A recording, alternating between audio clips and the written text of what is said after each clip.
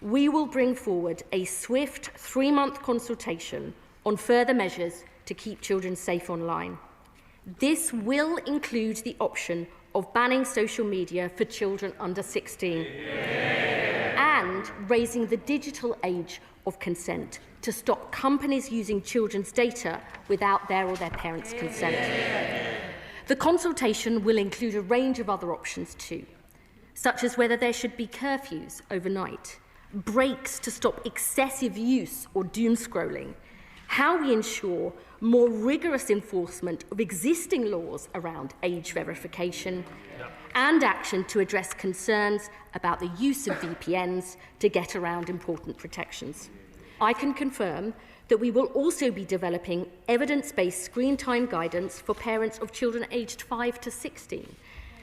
And while we have already been clear that mobile phones have no place in our schools, the government will take further action as part of our determination to safeguard children and support their well-being.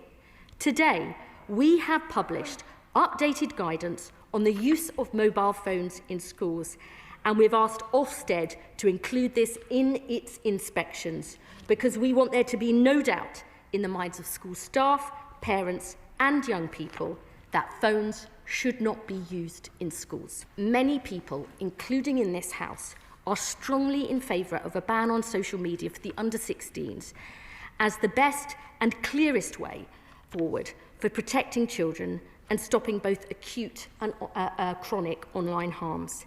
They want action now.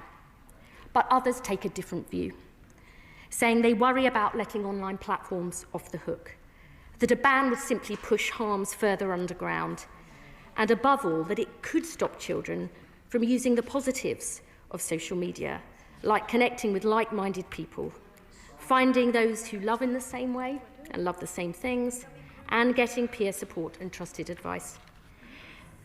There are clearly risks in all these different approaches, which is why I believe a proper consultation and promoting a national conversation, especially with the public, is the right and responsible way forward. But I want to make one thing crystal clear.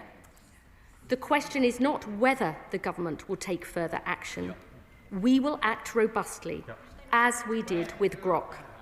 The question now is about next steps, doing this effectively and doing it together with children and families.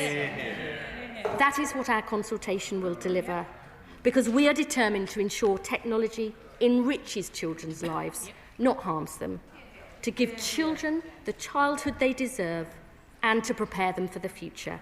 And I commend this statement to the House. Hi, Martin.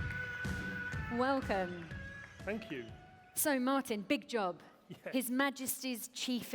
This government came into power in July last year, 2 years ago now, and said, we want to remove this overall effectiveness grade, we want a report card. And that was very different. I mean, we've been doing Ofsted outstanding since 1992, and pretty much every regulator in the country has followed a very similar model. Those of you who use the healthcare services, the NHS, they have an inspectorate called CQC, the Quality Care Commission. When they were created, they were told you can do any model you like as long as you do Ofsteds and use our grades. So coming away from that was huge, a massive thing for us. But I thought it was essential, as did the Secretary of State, because we were changing from an overall effectiveness grade to individual areas being reported on.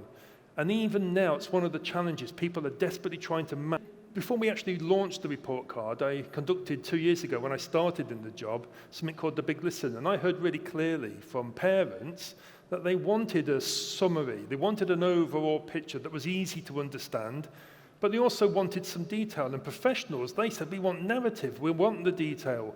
So the report card was built very much with that in mind, giving that at-a-glance summary of if you've got 5 exceptionals and maybe 2 at a strong standard, compared to then the depth of the narrative that explains in more detail what inspectors found. And it's that combination that I think works well. And it works well on a mobile phone as well, which probably we'll be talking about in a moment. It was actually designed, 75% of our reports are read on a mobile phone. A QR code, so this is a new one, just for this stage, Laura. There's a QR code that we're creating. So every one of the 96,000 providers will have a QR code. And whenever they want to show, if they choose to, they don't have to, but if they put the Ofsted logo up and they want to talk about the report, feel free, but show the QR code. Because you might cherry pick. You might be that school that's got 5 exceptionals, and you might not want to talk about the ones that weren't. And I want parents to see the whole report, not just the cherry-picked part of it. So first of all, I've been really quite clear. Ban, ban, ban. I've said it multiple times, mobile phones in schools. Now, as a head, I've been banning them for, I don't know, I can't remember, is it 15 or 20 years? An awful long time I've not allowed them. But I was very much working to put the phone away. I don't want to see it. If I see it, it's going to be confiscated. And I've got to tell you, it was massively successful for more than a decade plus prior to the pandemic. I did notice in the last couple of years before I left to become the chief inspector, it was increasingly more addictive for children to take even that furtive glance down the corridor at their phone. And of course, in unregulated times, at breaks and lunches, you can't guarantee what's taking place. So I was really very clear. If I went back to being a head teacher tomorrow, or straight after I finished this job as chief inspector, I would definitely have banned mobile phones. I've been saying that for the last couple of years. So I'd already written it into the framework. So what we'll do now, immediately, because I'm very happy about this, where we see bad behaviour, and the mobile phone might be a part of it, whether that's in the bullying logs, or it's in record keeping, or it's disrupting corridors or lessons, or when talking to staff or to pupils, we would follow that thread. From April, every single inspection, my inspectors will ask, what's the school's policy on mobile phones? We'll ask the children, we'll ask the staff, and of course, if we see it contributing to poor behaviour, to bullying, we'll pull that thread and we will have an opinion about how leadership is responding to that. I want children to live their childhoods. I don't want them to watch it on a screen, and it's really pervasive. And I equally welcome the consultation on the social media ban. I think it's a little bit late. I would have done it sooner, but the fact that that's now happening and it's going to be evidence-led, I think it's fantastic. I've equally seen children sit at machines and spend 5 or 10 minutes saying, I can't log on. And, 5 or 10 minutes out of a 1-hour lesson is, a tremendous chunk of time. We just can't afford to have that happen. I've seen children get onto a machine and then not go to the task because they're now off onto the internet, off onto something else. So it's about the quality. Technology is a tool to assist teaching. It's not in the place of teaching.